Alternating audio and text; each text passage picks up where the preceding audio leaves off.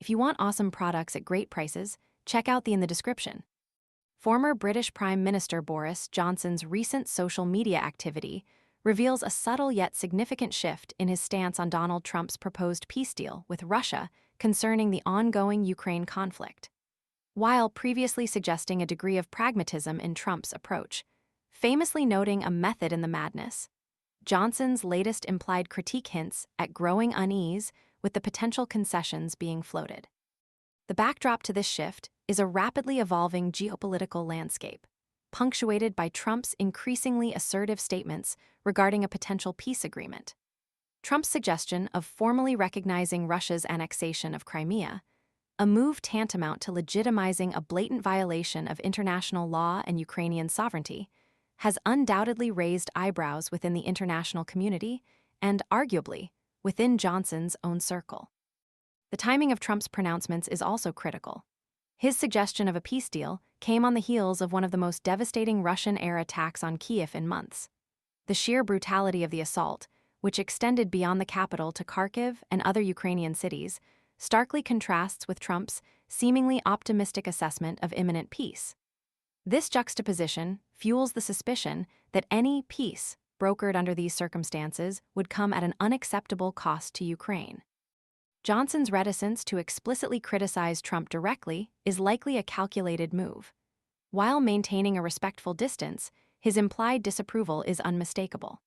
His silence speaks volumes, especially considering his established pro-Ukraine stance and his close ties with President Zelenskyy. The contrast between Trump's assertions of an imminent peace deal and the escalating violence on the ground underscores the profound skepticism surrounding Trump's proposals. Furthermore, Trump's own post on Truth Social, while seemingly condemning the Russian strikes, "I am not happy with the Russian strikes on Kyiv, not necessary and very bad timing. Vladimir, stop," adds a layer of complexity to the situation. His plea to Putin, "Let's get the peace deal done," appears jarringly out of sync with the reality of ongoing atrocities.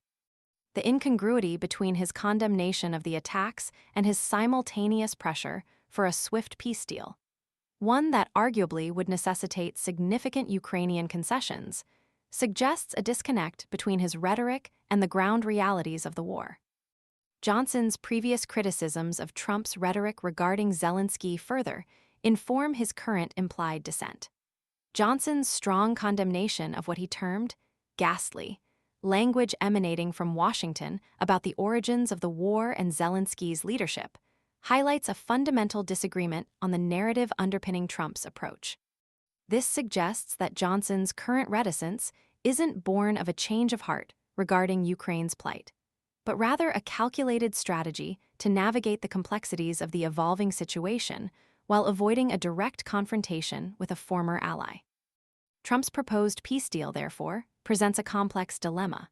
While offering the alluring prospect of ending the conflict, the potential costs, particularly the implied acceptance of Russia's territorial gains, appear too high a price to pay for a peace that might be short-lived or even illusory.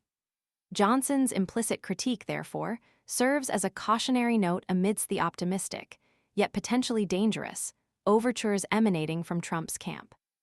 The silence itself is a potent statement, reflecting a deep unease with the underlying premises of a peace deal that risks rewarding aggression and undermining the very principles of international law and territorial integrity that the West claims to uphold.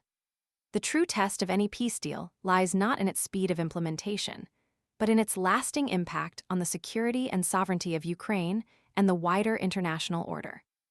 The potential for a flawed peace, born of expediency rather than principle, hangs heavy in the air.